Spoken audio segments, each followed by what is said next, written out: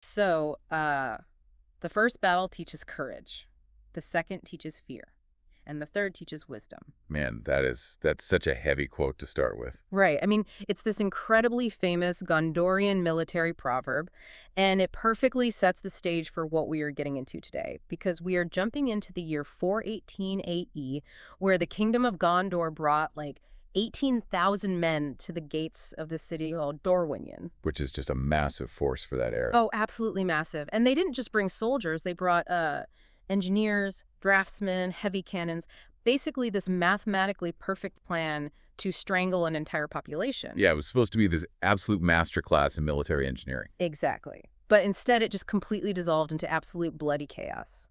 But here's the crazy part, and this is why we're doing this deep dive for you listening today. 23 years later, the young men who survived that freezing mud, they actually built an empire using the exact blueprint of their own catastrophic defeat. It's wild. It is genuinely the ultimate historical paradox. Yeah, so today we're tearing apart Antonia Severin's definitive archives to figure out why. In Severin's work, specifically looking at the preface and book I of his work, The Battle of Dorwinion, it just forces us to completely reevaluate how failure actually works, Yeah. on a macro-historical level. Right, because they lost. Like, objectively, Gondor lost this specific campaign. They absolutely lost, undeniably. But that loss became the literal foundation for their imperial dominance a generation later. We aren't just looking at, like, a standard clash of swords here. We're looking at the brutal, grinding mechanics of statecraft, logistics, and just human psychology under unimaginable pressure. Which is exactly our mission here. For you listening, we're using Severin's compilation of this 8-month siege and the explosive 6-day battle that followed as a shortcut. A shortcut to understanding empire building. Yeah, exactly. Because empires aren't actually built in grand throne rooms, right? They're Yeah. built in the freezing mud, in the accounting ledgers of quartermasters, in the terrifying fog of naval warfare. Which is so much less glamorous than the movies make it look. Oh, way less glamorous. But before we get into all that mud and blood, we have to talk about the lenses we're looking through. Because Severin didn't just find, like, one perfectly objective diary that documented this whole thing. No, not at all. He had to wade through a literal mountain of violently conflicting sources. And he issues this massive warning right in his preface about it. Yeah, he basically says, hey, everyone has an agenda. Exactly. Anyone trying to piece together historical truth has to know every archive is pushing an agenda. Like, take the High Gondorian military archives. Oh, man, those are something else. They are meticulous to the point of absolute obsession. Like, if you want to know exactly how many iron nails were requisitioned on the third Tuesday of the fourth month, the Gondorian records have it. They probably have the name of the guy who forged the nails, too. Probably. Hmm. But Severin explicitly points out that they notoriously exaggerate their own discipline. They aggressively minimize their defeats. Right, they use all that corporate speak, like calling a catastrophic rout collapse a strategic realignment. Yes. Strategic realignment. Exactly. Yeah. They read less like a history of a brutal war and more like this heavily sanitized engineer's performance review. Something meant strictly for the king's eyes to make everything look fine. Basically saying, the plan was perfect, the geometry was flawless, the enemy just rudely refused to die according to our timeline. That's exactly it. But then you flip to the other side of the conflict, you look at the Cyan Chronicles. And it's like a totally different war, like it's on a different planet. Completely. The Cyan Royal Chronicles are the polar opposite of the Gondorian ledgers. They do not care about logistics or supply chains at all. No, they want the glory. Right. They glorify these incredibly swashbuckling acts of individual heroism. They'll focus on a single captain swinging from a ship's rigging to strike down a Gondorian officer. Which makes for great reading, honestly. It does. But in doing so, they conveniently omit massive, blindingly obvious strategic blunders. Like if a Cyan general accidentally marches his vanguard into a swamp because he didn't scout the terrain. They just don't mention it. Worse, they won't mention the bad planning, but they'll write a 10-page poem about how bravely the men fought the swamp. Pop the swamp, that's so true. So you've got the sanitized spreadsheets of Gondor on one side and the heroic poetry of Cyan on the other. But trapped squarely between them, you have the people actually bleeding. The civilians? Right, the monastic journals, the civilian records from inside the besieged city of Dorwinion itself, the annals of the High Bishopric, the journal of Brother Stephen. Aren't you so harrowing to read? Yeah, these are the sources Severin really leans on for the visceral reality of the siege. But even those have a massive flaw, right? They do. Severin notes that while the monastic records give us these vivid, heartbreaking descriptions of civilian suffering and starvation, their timeline of military events is an absolute mess. Because they're trapped inside. Exactly. Yeah. A monk trapped inside a cathedral doesn't have a tactical bird's-eye view of the battlefield. To him, a minor skirmish outside the western gate feels like the end of the world. Meanwhile, there could be a massive war-altering naval flank happening in the bay, and he just doesn't write about it. Because he literally couldn't see it through the smoke.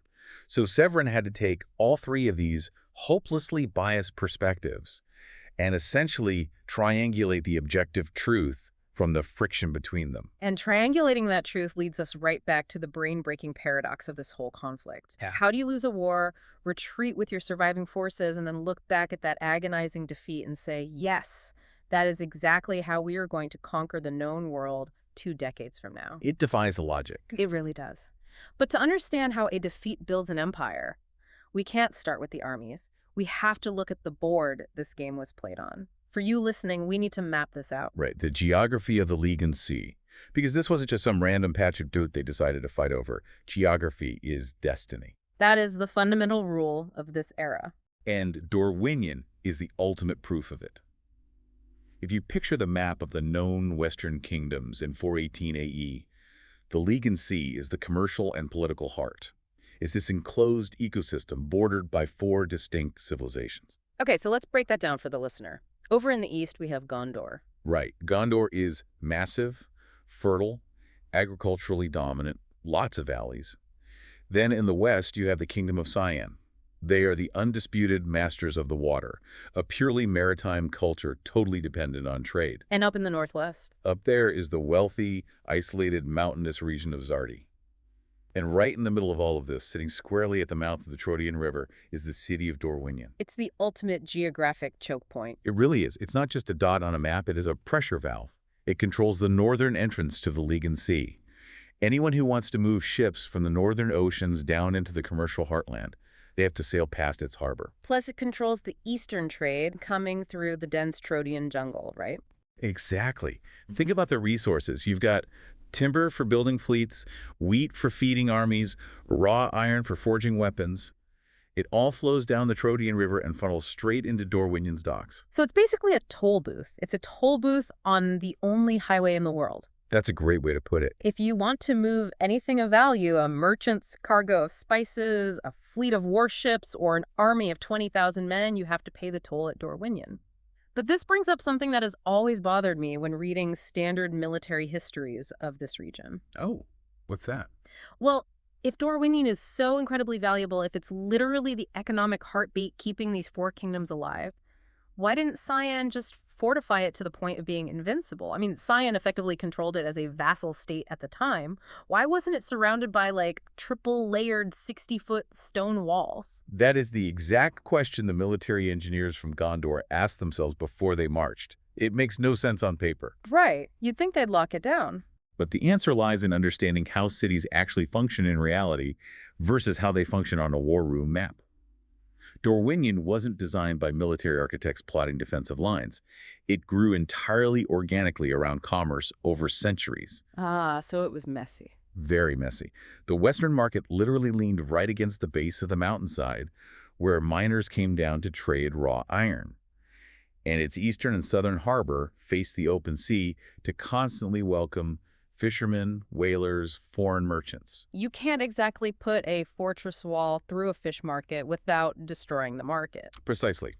If you build a massive, impenetrable stone wall around a bustling organic harbor, you choke the very trade that makes the city wealthy in the first place. Because merchant ships aren't going to wait around. Right. A merchant ship isn't going to wait 3 days for some military portcullis to be raised just to offload wheat. They'll just sail somewhere else.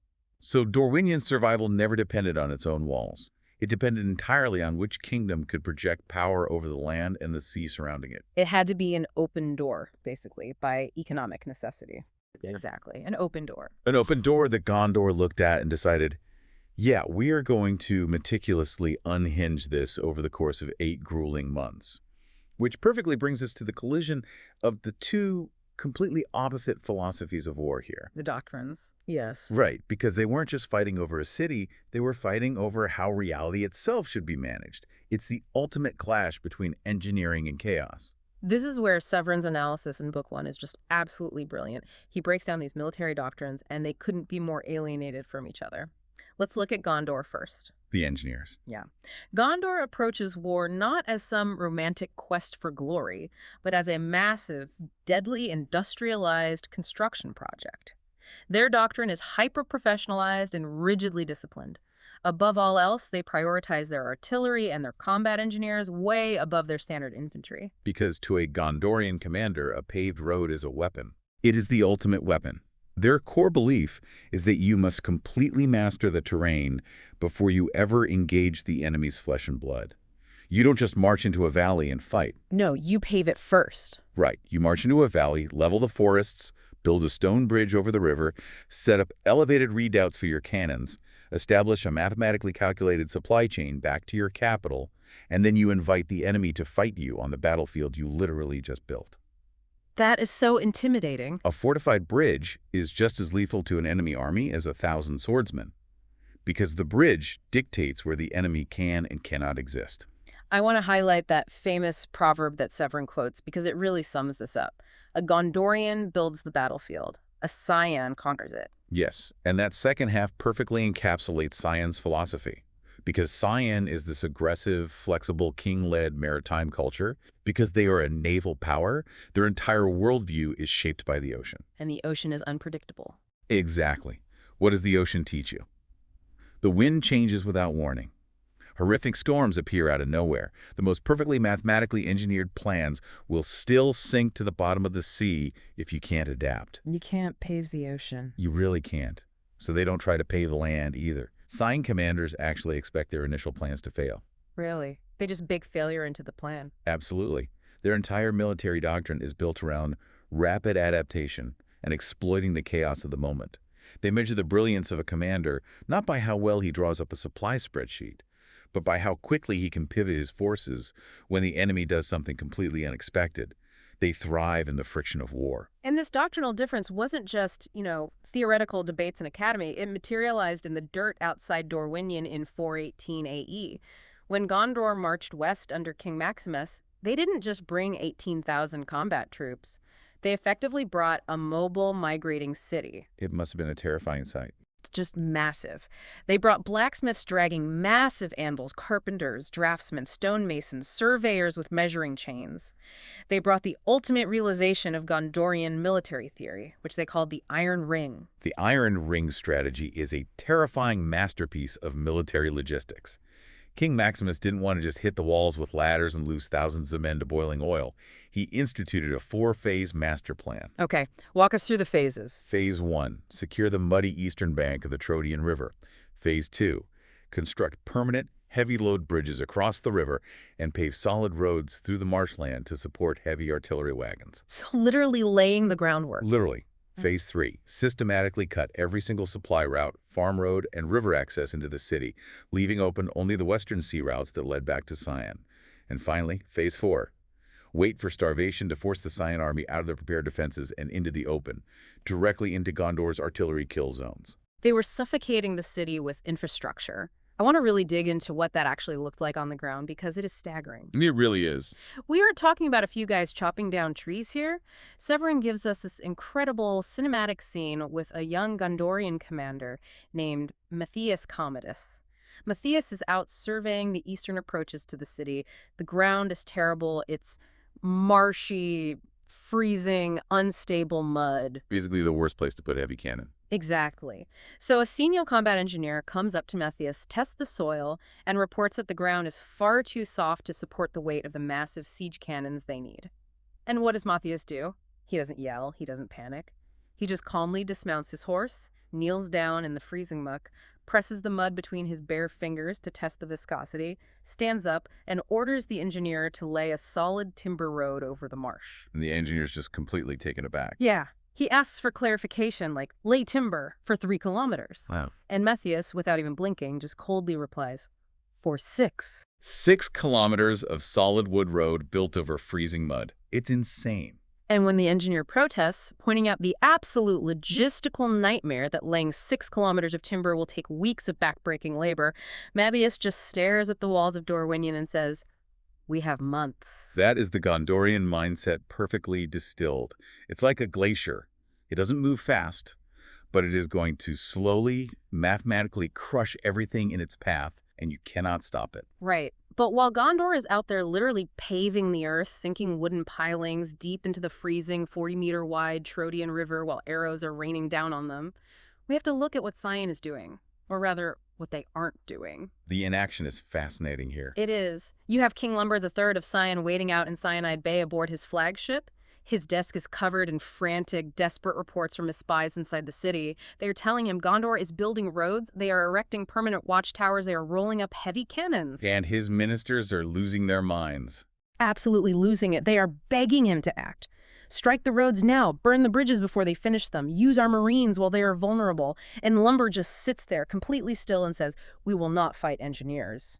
You know, you look at a guy like King Lumber sitting at a battered wooden table on a ship, and you realize he's weaponizing something Gondor doesn't even understand. Inertia. Exactly, inertia. Severin's text implies Lumber actually wanted Gondor to build those bridges, right? Yeah. Which sounds crazy until you think about it. It's a brilliant, agonizing tactical pause. Lumber recognizes a fundamental truth about asymmetrical warfare. If he sends his highly mobile, lightly armored Marines to attack a heavily fortified Gondorian construction site, he is playing Gondor's game. He'd be fighting on their terms. Right. His men would be exhausted, bogged down in the mud, fighting uphill against fortified palisades and redoubts designed explicitly to murder them. He tells his furious ministers when they stop building, they will finally begin fighting. He knows he cannot outbuild the Gondorian war machine. So he refuses to try.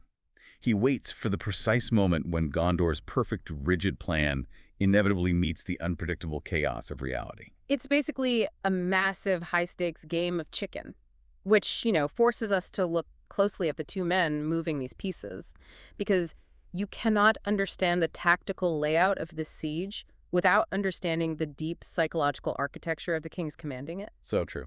Let's really look at Maximus and Lumber, because they could not be more different on the surface, yet they are locked in this incredibly intense, isolating staring contest across the mud and the water. Severin dedicates a significant portion of Book I just to profiling these two leaders, and he does it brilliantly by focusing on the physical spaces they choose to occupy.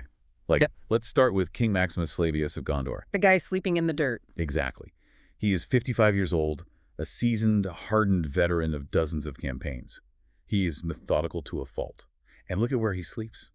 He's the ruler of the wealthiest kingdom on the continent, and he sleeps in a basic, unadorned canvas campaign pavilion right in the middle of the engineering camps. He's got, what, a cot and a desk? One standard-issue cot, one field desk, 3 topographical maps, a small travel library of military history, and a wooden rack holding 2 swords. That's it. No gold trimmings, no silk banners, no massive entourage of sycophants. None of it. Because Maximus fundamentally believes that luxury weakens command. He doesn't govern from a throne, he governs from the dirt. He personally rides out to inspect the roads being laid.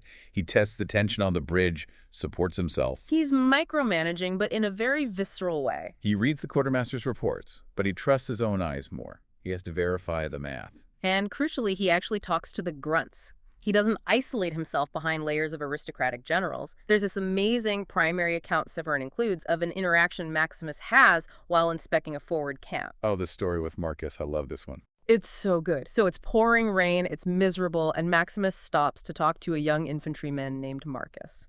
Now, Marcus isn't some green recruit. He's been serving for 3 years. He's a veteran. But as the reality of the siege sets in, as he looks at the massive walls of the city and the freezing river, he is visibly terrified. Which is completely fair. Totally fair.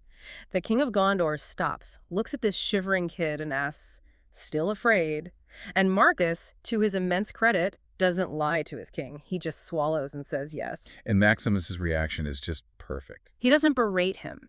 He doesn't give a grand, booming speech about honor and glory. The most powerful man on earth just smiles warmly, puts a hand on his shoulder, and says, "So am I." That interaction is a masterclass in psychological leadership. Maximus validates the soldier's fear. He doesn't offer false bravado, which a veteran like Marcus would instantly see right through. By admitting his own fear, Maximus instantly creates this unbreakable bond of loyalty. He's saying, we're in this together. Exactly. He demonstrates that he bears the exact same crushing psychological burden as the lowest man holding a spear in his ranks. It makes the entire Gondorian war machine feel unified. Now, contrast that with King Lumber III of Sion across the bay. Lumber is 50, so roughly the same age and generation as Maximus, but his context is entirely different. Yeah, Sion was a mess at this point. A total mess. Lumber has inherited a kingdom that is politically exhausted. Sion has spent decades locked in internal struggles between the crown and the church. The kingdom is fractured. But Lumber is an absolute master of the Navy. He breathes salt water. And just like Maximus, his physical environment tells you everything about his psychology. Right, the table. He commands his fleet from the exact same plain, violently scarred wooden table that his provincial governor used for 10 years. It's covered in knife marks and spilled ink. His advisors literally beg him to replace it with something regal, and he flatly refuses. Because to Lumber, that scarred table represents endurance. And that is Lumber's primary weapon, endurance, silence, and patience. While Gondor believes they are slowly suffocating Sion with their massive Iron Ring infrastructure, Lumber is quietly letting Gondor exhaust its own staggering resources. He's playing the long game. He knows Gondor is bleeding silver every single day they pay those engineers. Lumber realizes this profound strategic truth. A king who leaves the safety of his walls and attacks prematurely degrades himself to a mere commander, and a commander can be out-tacticked and defeated.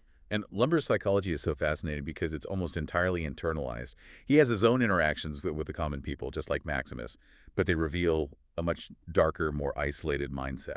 Right, there's that scene on the docks. Yes, Severin details this night, where Lumber is walking alone through the docks in Cyanide Bay.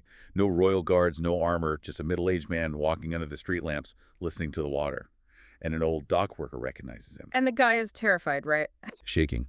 The man approaches him and warns him, voice trembling, "Your Majesty, the spies say Gondor builds bridges over the Trodian. They're paving the mud." Lumber doesn't even break his stride. He just smiles his tight, thin smile and says, "We've sunk bridges before." Which is a perfectly calm, confident response to reassure a civilian. Right. But then the old dock worker gets very serious, looks the king in the eye and says, "But never this many." Oh, man. And for the first time, Lumber's confident facade cracks. He doesn't have a witty retort. He doesn't offer comfort. He just goes completely quiet, turns, and walks back to his ship in absolute silence. That silence just speaks volumes. It really highlights the immense, crushing isolation both these kings are operating under. They are playing this game of three-dimensional chess, trying to anticipate logistical and tactical moves months before they happen. They both recognize a terrifying reality. And the real war hasn't even started. Exactly. The true war isn't happening with cannons and swords yet. It is entirely psychological. It's a staring contest. Gondor is projecting inevitable, crushing permanence. Sion is projecting unshakable, fluid endurance. And both men are terrified. The other one is right. It's so tense, but here's where Severin's history really turns the knife. Because while the 50-year-old kings are playing this high-level, silent psychological game, it's the younger generation, the 20-somethings, who are actually bleeding in the freezing mud. The lieutenants. Right. They're the ones doing the agonizing math and losing their minds trying to make these grand doctrines a reality. Severin makes a very explicit point in his text that these young officers are the true crucible of this story. Because 23 years later, Maximus and Lumber will be gone, but these young prodigies are the ones who will forge the Gondorian Empire out of this exact trauma. We have to look at them. Absolutely. The generational shift is the hidden engine of this entire war. Let's start by looking at Gondor's rising stars, because they represent a total break from traditional military thinking. First, you have Commander Matthias Commodus. The guy from the mud story earlier. Yes, laying the timber in the mud. He is only 24 years old. Which is crazy young for his position. In any standard army, a 24-year-old is maybe a junior captain. Matthias is the commander of the center, overseeing thousands of men and the entirety of the heavy artillery. He is famously cold, brutally calculating, and actively hates unnecessary conversation. The ultimate anti-romantic soldier. He despises the romanticism of war. He prefers to spend his nights working by candlelight alongside draftsmen, surveyors, and quartermasters rather than drinking with fellow soldiers. He is the ultimate modernized planner. And on the other end of the spectrum, you have Commander Siberius Octavius. Siberius is even younger. He's 22 years old. The literal kid. A kid. And his leadership style is the exact inverse of Matthias's cold calculations. Siberius leads by pure, exhausting, physical example. Severin gives us this visceral scene during the 4th month of the siege. So the wagon in the mud. Yeah. So the constant autumn rains have turned the newly laid supply roads into a nightmare of deep, freezing mush. A massive, heavily loaded ox wagon carrying essential grain has slipped off the timber tracks and overturned in the deep mud. Disaster for the supply chain. Huge disaster. The soldiers assigned to it are just staring at it, shivering, completely exhausted, their morale absolutely shattered. What does Siberius do? He doesn't yell orders from horseback. He doesn't threaten to flog them. He jumps right in. He dismounts, takes off his heavy officer's cloak, jumps directly waist-deep into the freezing, filthy mud, puts his shoulder against the rotting wood of the wagon, and starts pushing by himself. The psychological impact of that on a unit is immense. The soldiers are shocked into silence. But then an older veteran sergeant mutters a curse, jumps into the mud beside his 22-year-old commander, and starts pushing. And then it just cascades. Then another soldier jumps in. Then 3 more. Within 2 minutes, the entire legion is in the mud, heaving together, and they right the wagon. That same veteran sergeant later writes in a letter home, he doesn't command soldiers. He embarrasses them into working. It's an amazing story, but I actually have to push back here. Let's look at this objectively for a second. Okay, lay it on me. Siberius is a high-ranking commander jumping into freezing mud to push a wagon. Matthias is staying up for 48 hours straight, manually checking the mathematics on ammunition spreadsheets. In any standard military doctrine, that's not leadership. That's a massive failure of delegation. It's a fair point. Right. Like, they're extreme micromanagers. If a stray arrow hits Siberius while he's playing in the mud, his entire chain of command collapses. Are they actually brilliant prodigies, or are they just kids who are in a way over their heads and can't trust their subordinates? It is a totally valid critique, and it's not just you making it. The older traditional generals in the Gondorian army, specifically General Varro, make that exact argument in the War Council. Really? Varro calls them out. Oh, absolutely. Varro is an old-school aristocrat. He believes wars are won by inspiring courage, charging the enemy lines, and delegating the boring logistics to the peasants. He thinks Matthias and Siberius are embarrassing the dignity of the uniform by acting like glorified accountants and ditch diggers.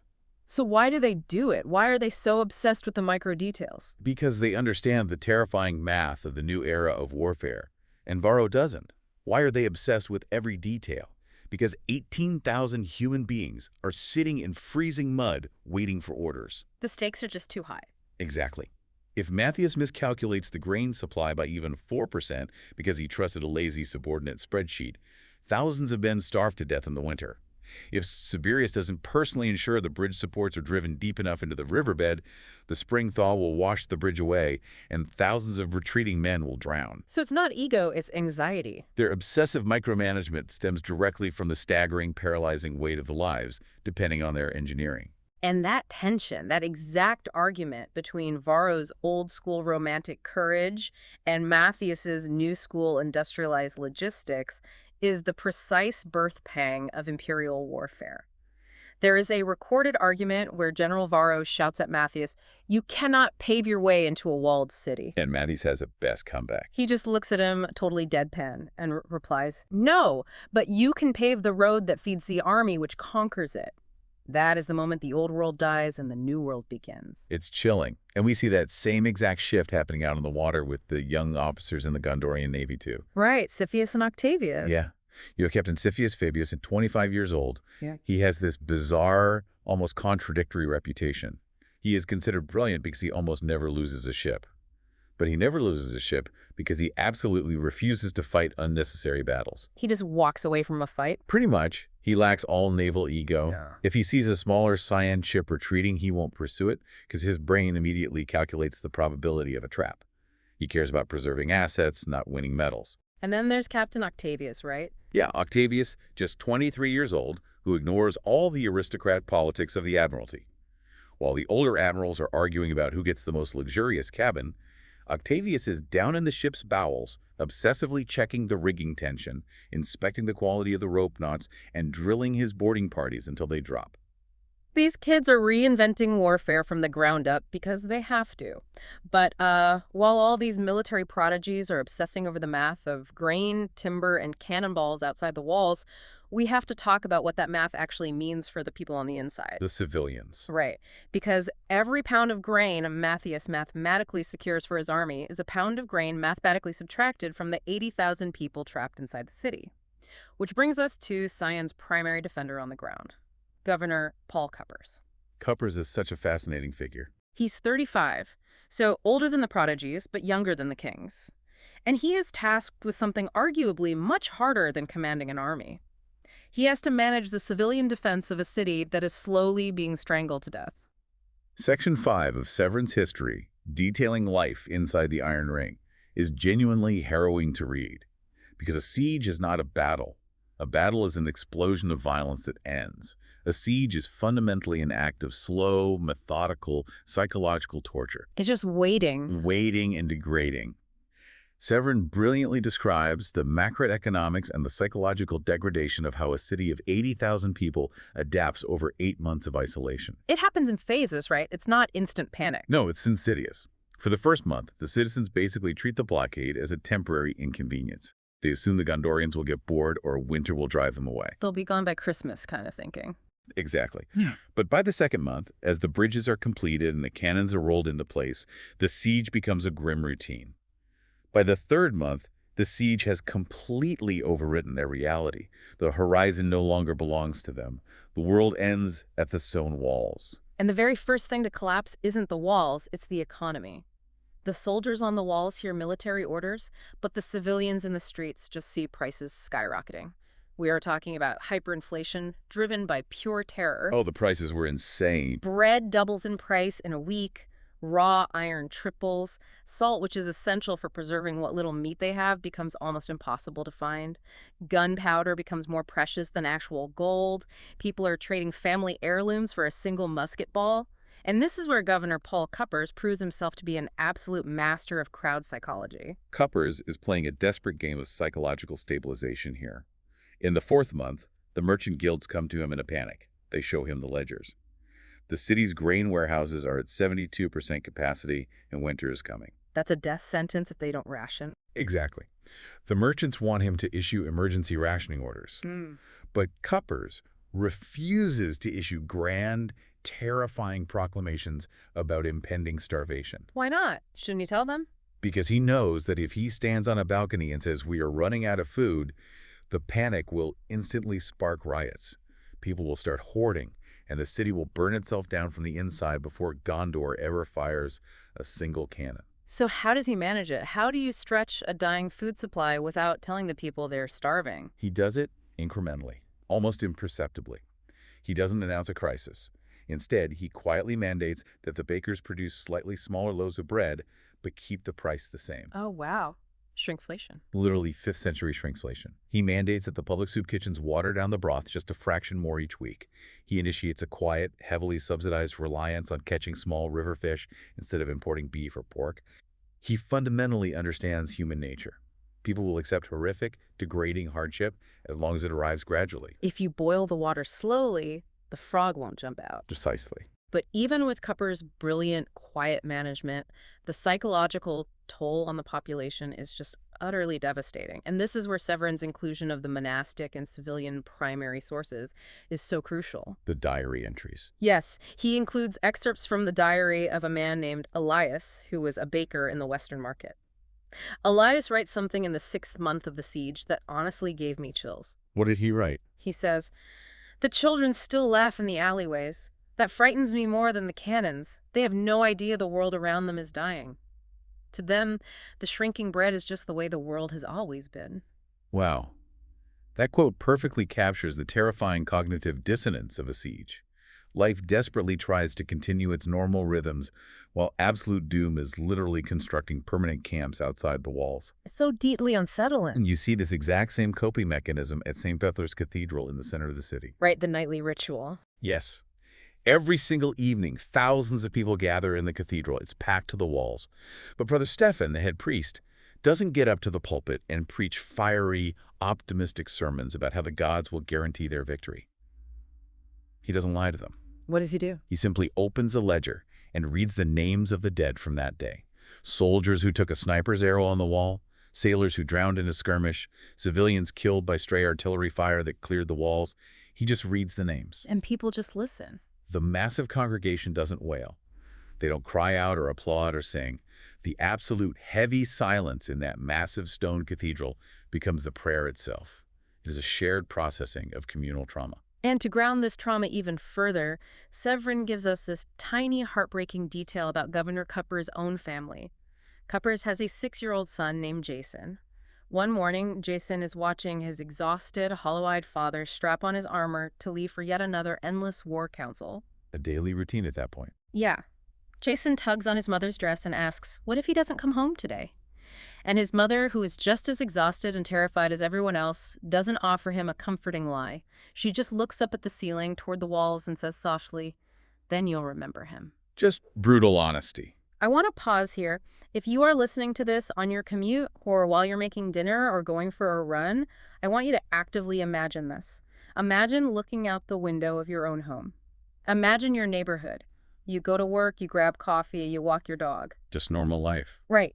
And while you are doing this, month by month, a foreign, heavily armed military force meticulously constructs an inescapable ring of permanent stone watchtowers, timber walls, and heavy artillery, completely encircling your city limits. It's unthinkable for us today. Every night you look out, there are more campfires. The roads you used to drive on are dug up and replaced with enemy supply lines. The grocery stores slowly empty out. You are experiencing true psychological suffocation. It is the ultimate manifestation of Gondor's doctrine. The city wasn't being conquered by the swords of the army outside. It was being conquered by the permanence of the roads behind them. Gondor was projecting the terrifying idea that they would never leave. Okay, we're terraforming the reality around Dorwinion? Yes, exactly. Yet, miraculously, against all mathematical probability, the civilians of Dorwinion refused to break. Every blacksmith who used to make horseshoes started forging arrowheads. Women stitched heavy canvas uniforms until their hands bled. Children spent their days twisting hemp into naval rope. The entire civilian population transformed itself into a singular organism of pure, spiteful endurance. Spite is a powerful motivator. It really is. But human endurance has a physical limit. A city is a biological machine and it needs fuel. After 8 agonizing months of this grinding, freezing, psychological standoff, the waiting finally shatters. The tension snaps. Which brings us to the absolute climax of our deep dive, the final week and the dawn of the 14th of Sawing. This is where everything just explodes. The transition from the slow suffocation of the siege to the explosive violence of the battle hinges on a single, crucial moment of military intelligence. The spy, right. Yes, it's late at night. A Scion spy who has disguised himself as a miserable, starving river fisherman manages to slip through the Gondorian naval blockade and enters Dorwinion. He is immediately rushed to the command center to report directly to Governor Paul Cuppers and King Lumber, who has secretly come ashore. And what does he tell them? The spy is frantic.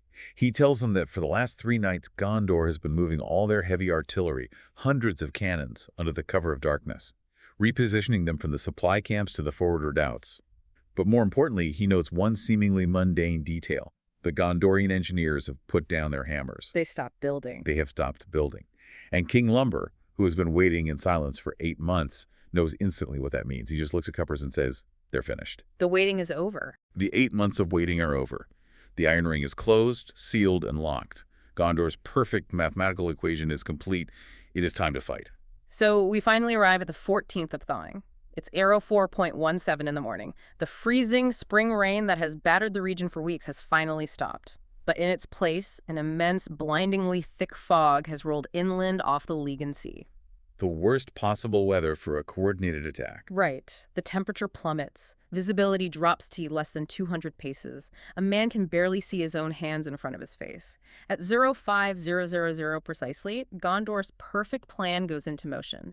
18,000 men begin moving in complete silent synchronization through the mist. Because King Maximus has calculated the timing of every single unit. It's a machine waking up, and at 05.41 exactly, the bombardment begins. 180 heavy siege cannons open fire simultaneously on the eastern walls of Dorwinion. The noise alone must have been shattering. The acoustic terror of that moment must have been world-ending.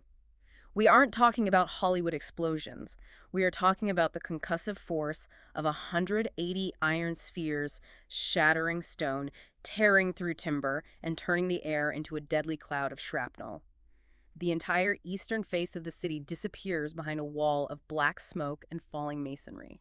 Gondor is executing their master stroke. But this is where the doctrine of engineering meets the doctrine of chaos. Almost immediately, Gondor's mathematically perfect plan begins to violently unravel. Completely falls apart. Over on the northern bridge, the massive permanent timber bridge that Gondor spent months building, young Commander Siberius's legion is marching across the Trodian River. They are moving in tight, disciplined formation through the thick fog, expecting to secure the opposite bank. Halfway across the bridge, out of the absolute blinding mist, hundreds of arrows suddenly rip into their flanks. An ambush on the very bridge they built. Yes. Scion light infantry had silently crept up the river banks under the cover of the fog. Panic erupts in the Gondorian ranks. The tightly packed legionnaires are slipping on the wet timber. Men are bleeding, falling over the sides, plunging 40 meters down into the deep, freezing, fast-moving current of the Trodian. Just instantly dragged to the bottom by the immense weight of their heavy armor. Siberius is screaming orders, trying to hold the line, but the neat geometry of his march has dissolved into a bloody, confusing brawl in the mist. And while Siberius is fighting for his life on the bridge, in the center of the battlefield, Commander Matthias Commodus is watching his artillery perfectly execute their bombardment of the walls. Right, the math is working there. The math is working perfectly, the walls are crumbling, and then suddenly, Matthias hears a massive earth-shaking explosion. But it doesn't come from the city walls in front of him. Where does it come from? The explosion comes from behind his lines, from the bay. Behind his perfectly secured, mathematically protected artillery placement, he whips around, stares into the fog over the water, and asks his lieutenants, "What was that?" And nobody knows. Nobody knows. The smartest planners in the world are completely blind. Because right at this moment, Severin reveals King Lumber's absolute devastating masterstroke. This is why Lumber is a genius of chaotic warfare. The thick fog isn't just an inconvenience to Lumber, it is a weapon. He embraces it. We have to rewind slightly for context here, right? Yeah, explain the track. Okay, so a week prior to this morning, there had been a very minor, almost inconsequential naval skirmish out in Cyanide Bay. During that skirmish, Lumber's flagship, the massive King's Pearl, took a stray cannon hit to its upper deck. Just a lucky shot. Exactly. But rumors immediately began to spread through the docks and eventually reached the Gondorian spy network that King Lumber was badly wounded, maybe even killed. And Lumber never corrected the rumors. He let his own people think he might be dying. He let Gondor believe the head of the snake was severed. Silence became his ultimate strategy. Precisely. Gondor factored his potential death into their timeline. They assumed the Scion Navy was in disarray, mourning their king. But they were wrong. So let's look at what is happening out on the water while the cannons are firing on the city. Okay, what's going on out there? Captain Siphius, the cautious Gondorian naval prodigy, is out on his blockade ship on the Legan Sea. He is peering into the incredibly dense fog, listening to the muffled roar of the land cannons. Suddenly, the mist shifts. Siphius sees the outline of one massive sail cutting through the fog, then 3 sails, then 15. Oh my God. It's 15 heavy Crusader warships, the pride of the Scion Navy. They are packed to the brim with fresh, heavily armed marines and heavy naval artillery, and they are sailing completely silently. No lanterns, no drums, no shouted orders. They are drifting through the fog like ghosts. And who is leading them? Leading the vanguard is the King's Pearl, flying the royal banner, with King Lumber himself standing perfectly fine on the command deck. Siphius literally looks out into the mist and sees dead men sailing. It is the ultimate doctrinal reversal. Think about it. Gondor spent 8 excruciating, ruinously expensive months building roads, bridges, and fortified camps to completely eliminate chaos from the battlefield. They wanted an engineered, guaranteed victory. But Scion embraced the chaos. They stayed utterly true to their military philosophy. They used the unpredictable weather of the fog, the psychological warfare of the king's rumored death, and the fluid nature of the sea to bypass all of Gondor's static fortifications and bring absolute chaos right into the vulnerable soft heart of Gondor's perfect machine. It's a bloodbath. The Crusader warships drop their gun ports and unleash a devastating broadside of 240 heavy naval cannons simultaneously directly into the flank of the anchored, unsuspecting Gondorian blockade fleet. The Gondorian ships are splintered into matchwood in seconds. The water catches fire. The slaughter is unimaginable. The careful math of the Gondorian navy is just vaporized in a wall of fire and screaming. But in the middle of this absolute apocalyptic carnage, we get one of the most incredible, defining moments of leadership in the entire archive. The rescue. Yes, Admiral Maintainus, the older, aristocratic commander of the Gondorian fleet, takes a direct hit to his flagship. The ship is burning, collapsing, sinking into the freezing bay. Hundreds of men are dying in the water, and Captain Octavius, the 23-year-old kid who everyone thought was just a weird micromanager who only cared about checking rope knots, sees his admiral's ship going down. Any standard naval doctrine would tell a captain in that situation to turn his ship away, preserve his own vessel, and retreat from an overwhelming ambush. But Octavius doesn't retreat. He orders his crew to row his smaller vessel directly toward the burning flagship. He rows straight through a hail of cyan crossbow fire and point-blank cannon blasts. Just absolute bravery. He literally rams his ship against the burning wreckage of the flagship. He personally leads a boarding party onto the burning deck, rescues over 100 trapped sailors, and physically pulls the bleeding, half-conscious Admiral Maintainus out from under a collapsed mast. Incredible. He drags the admiral back onto his own ship. Maintainus is bleeding out, looking at this 23-year-old kid who just braved hell to save him. The admiral coughs blood, points a trembling finger at Octavius, and just says, "You command now." And just like that, the chain of command shatters and reforms instantly. A 23-year-old lieutenant becomes the acting admiral of the entire Gondorian navy in the middle of the most catastrophic, blinding naval battle of the century. It's like something out of a movie, but it actually happened. And as Severin brilliantly points out, that specific moment is highly symbolic. The older generation, represented by Admiral Maintainus and General Varro, their aristocratic, rigid way of viewing war is literally shattered and burning in the fog. Right, the old ways are dead. The young officers, the prodigies who obsess over logistics and adapt to the mud, are violently forced to take command amidst the ruins of a meticulously planned world that has just violently collapsed. This horrific morning, the 14th of thawing, is the exact historical fulcrum. It is the moment the age of small, romanticized, localized kingdoms died forever. The scale changed. The sheer scale of it, the industrialized artillery bombardment, the massive synchronized troop movements, the devastating naval flanking maneuvers.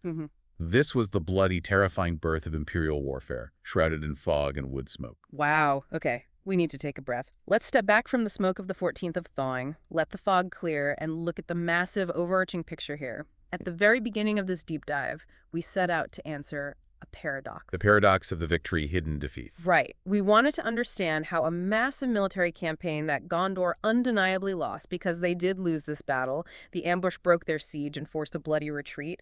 How did this disaster become the absolute blueprint for their future unstoppable empire? And the answer, as Severin concludes in Book 1, lies entirely in what those surviving young officers learned in the dirt. They internalized the synthesis of both doctrines. What do you mean by synthesis? Well, for 8 grueling months, building those roads, those bridges, those fortified camps, it taught the Gondorian military the absolute, non-negotiable necessity of supreme logistics. They learned how to feed, move, and supply a massive industrialized army indefinitely in hostile territory. They perfected the math of war. But the math wasn't enough. Exactly. The chaos of the 14th of thawing King Lumber's brilliant silent ambush, the weaponized fog, the instantaneous collapse of their perfect rigid timeline taught them the fatal limits of their own planning. It taught them that you cannot engineer human unpredictability out of a conflict. You can build the perfect road, but if you don't anticipate the enemy sailing through the fog behind you, you will die on that road. The synthesis is the key. And if we pull this out of the 5th century AE, and apply it to how we operate today. Think about how you navigate your own life. When you are building a business, managing a complex team, or launching a massive project, you have to embody the terrifying lessons of both these kingdoms. You have to be both. You need to be like Gondor, Right. meticulously preparing, doing the boring math, laying your foundation stone by heavy stone, ensuring you have the deep resources and the logistical supply lines to survive a long, grinding siege when things get tough. But you cannot become rigid, because eventually a fog will roll in. It always does. A competitor will do something completely irrational. The perfect, mathematically guaranteed plan will blow up in your face. And in that terrifying moment of chaos, you have to be able to instantly pivot and be like Cyan. You have to be agile, you have to embrace the friction, and you have to find the hidden advantage in the smoke, where everyone else only sees total disaster. You need the immense grinding discipline to build the battlefield, but you must retain the fluid agility to conquer it when the map inevitably changes. That is the ultimate lesson here. We know from Severin's historical timeline that 23 years after this unbelievable bloodbath, those young, traumatized officers, Matthias, Siberius, Octavius, they didn't come back to the League Sea as mere commanders of a wealthy kingdom. No, they came back as conquerors. They returned beneath the massive, unified banners of the newly forged Gondorian Empire. They had internalized every single brutal, freezing lesson of Dorwinion. They mastered the logistics, but they learned to anticipate the chaos. They became unstoppable. They really did. But I want to leave you with a final thought to really mull over today. Think about King Lumber. Think about his brilliant patience, his silence, and his devastating trap. If Lumber hadn't been smart enough to inflict such a painful, chaotic, ego-shattering lesson on those young Gondorian prodigies that day in the fog, would they have ever realized they needed to evolve into an empire in the first place? That is a fascinating question. Sometimes history isn't a clean line of progression. Sometimes your greatest enemy is actually the architect of your ultimate success.